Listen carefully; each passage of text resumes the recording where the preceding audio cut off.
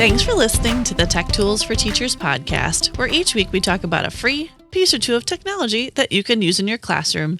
I'm your host, Shanna Martin. I'm a middle school teacher, technology and instructional coach from my district. And I'm our producer and husband, Fuzz Martin. And whether it's editing or producing this show, it's always cool.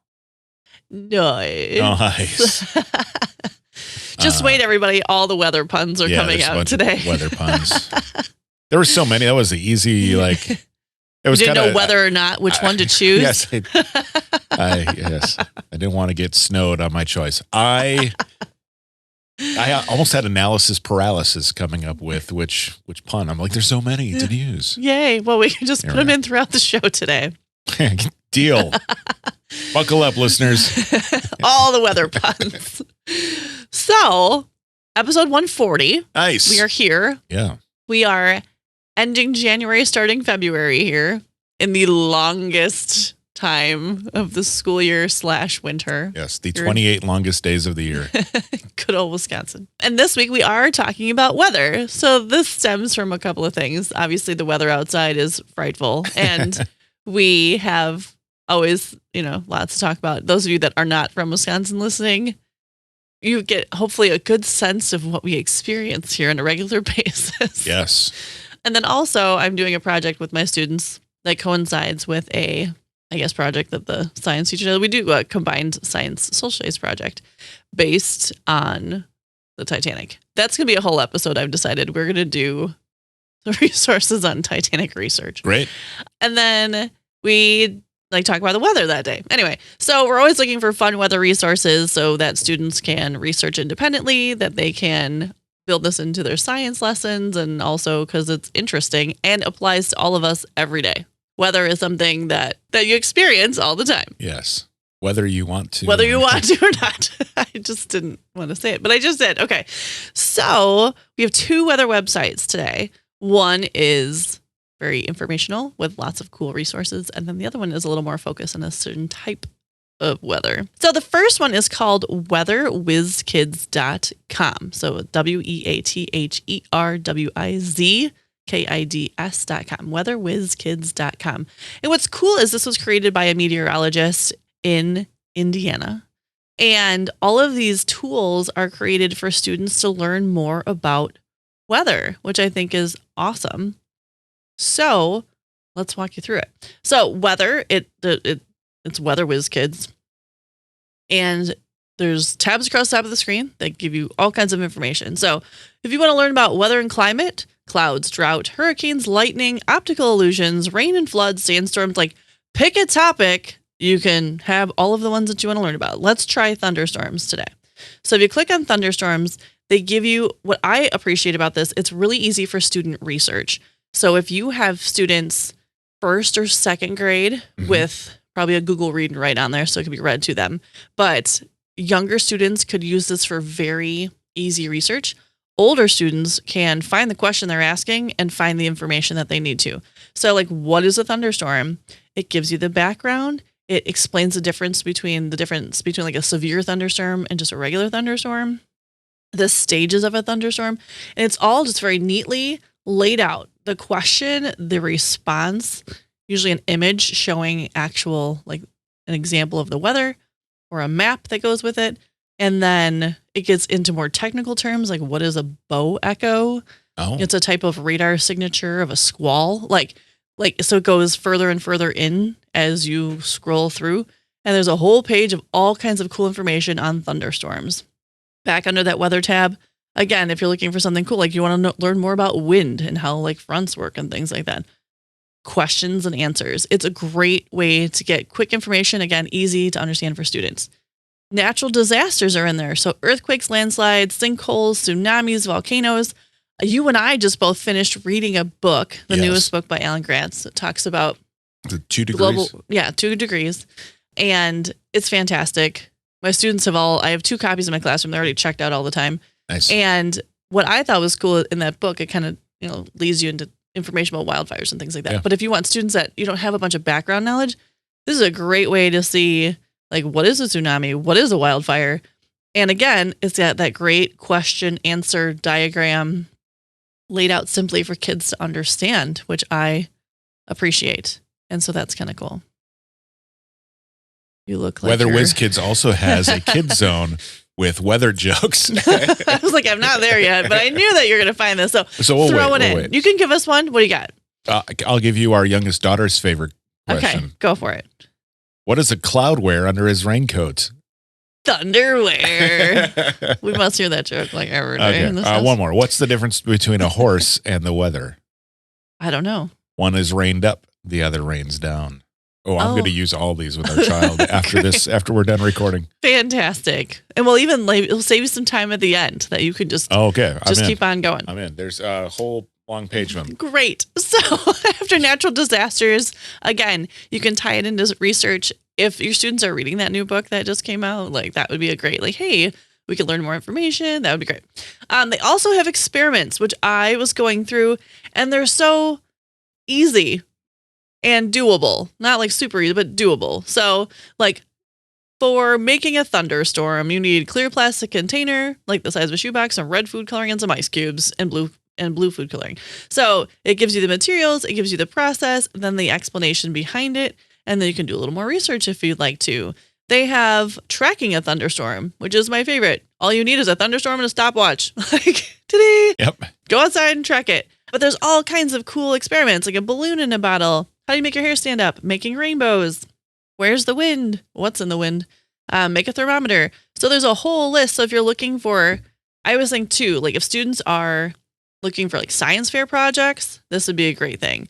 If you're looking just to do hands-on things and more like at home, like take home, try this at home kind of like science, they can track the weather so easily. We all experience different types of weather. So there's all kinds of cool ideas in that experiments zone that you can click on, try out, send home, have kids try. Kids that want to just learn more because they're interested in it, you could definitely send them onto that page. Like, here, why don't you pick an experiment? We can try it out as a class, that kind of thing. So there's just all kinds of very cool weather-related, very kid-friendly to use early elementary through middle school, when they're on their own research, and having an authentic site that actually has accurate information is always helpful. So Weather Wiz Kids. And then, yes, in the last column, there are jokes, there's weather folklore, there's careers, questions, other links, there's flashcards that are all different kinds of topics, and then weather games.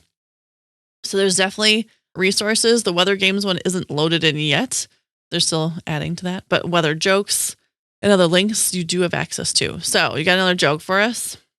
Another joke? Of course I do. How do hurricanes see? I don't know. With one eye. Ooh. Nice. All right. You can save one for the end too. Okay. I will save one for the end. All right. So that is Weather Wiz Kids. Check it out. Share it with your students. Again, great resource for weather and all the things happening.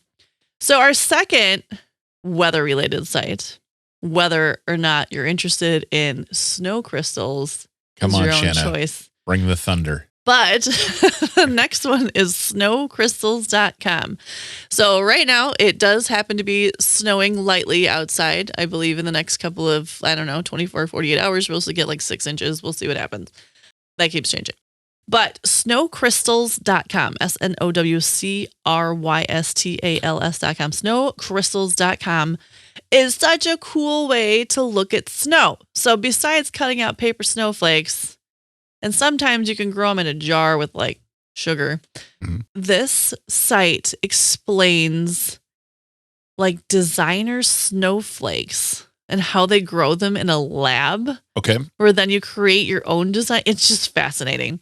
So there's several different categories of information here. They have natural snowflakes and they have them under a microscope. They look fake. Like they do not look real. Look fake. Yep. They have them under a microscope so you can really see these designs and patterns. And I feel like way back in the day, we used to read the book Snowflake Bentley. That was like a true story about someone who like photographed early snowflakes way back in the day. This reminds me of that. So it talks about like the different types of crystals and the shapes. And then you can explore like photos and then guides. And there's different fun facts about snowflakes. But they have designer snowflakes. So if you click on designer snowflakes, it will walk you through what it is.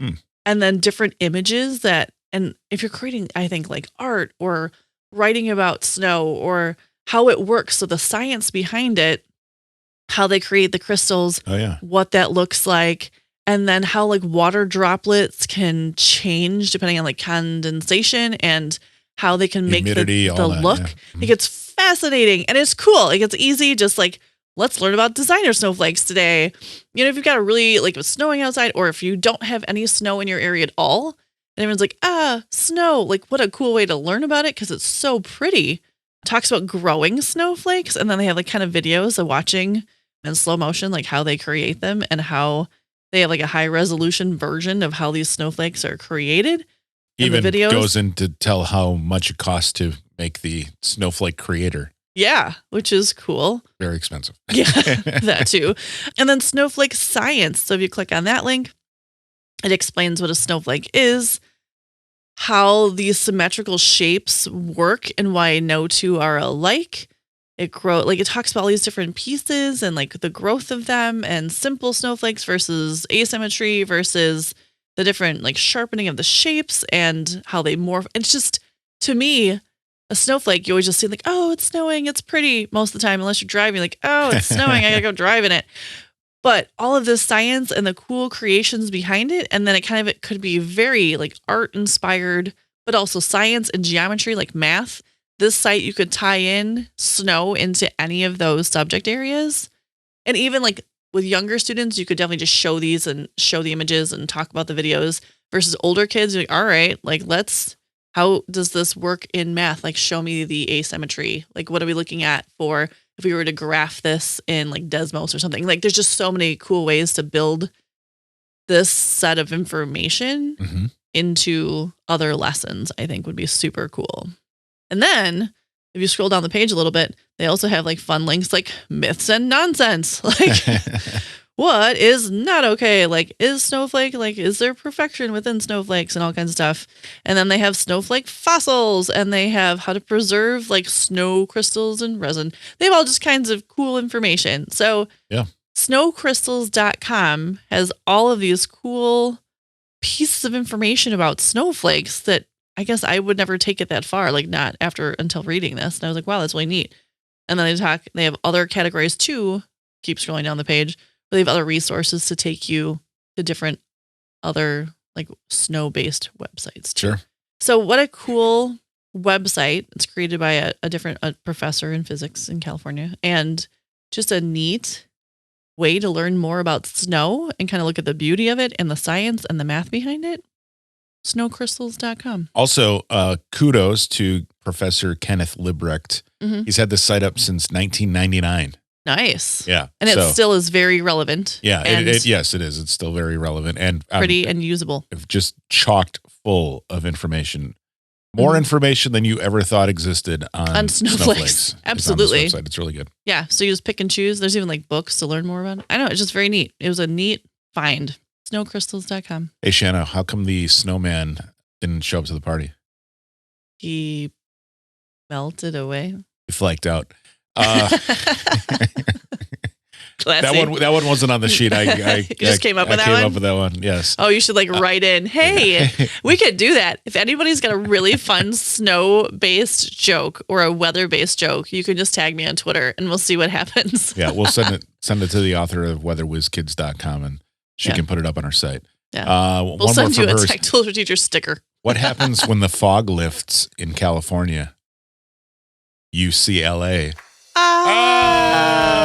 Okay, that's fun. Yeah, that was fun. On that note, whether you're interested in weather or not, your students probably would learn a lot. Thanks for tuning in. This has been the Tech Tools for Teachers podcast. If you ever have any questions, you can find me on Twitter @SmartNWI. And if you want to get more information on the links to the technology discussed in this episode, you can visit smartandwi.com. Check out that little EdTech directory and or share that with staff members. If you'd like to support the show, please consider buying me a coffee or two. Visit buymeacoffee.com/smartandwi or visit smartandwi.com and click on that cute little purple coffee cup.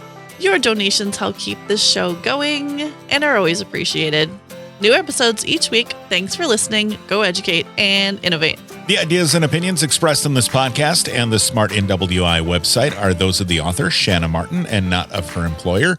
Prior to using any of the technologies discussed on this podcast, please consult with your employer regulations. This podcast offers no guarantee that these tools will work for you as described, but we sure hope they do. Hey, Shanna, what happens when it rains cats and dogs? You have to be careful not to step in a poodle.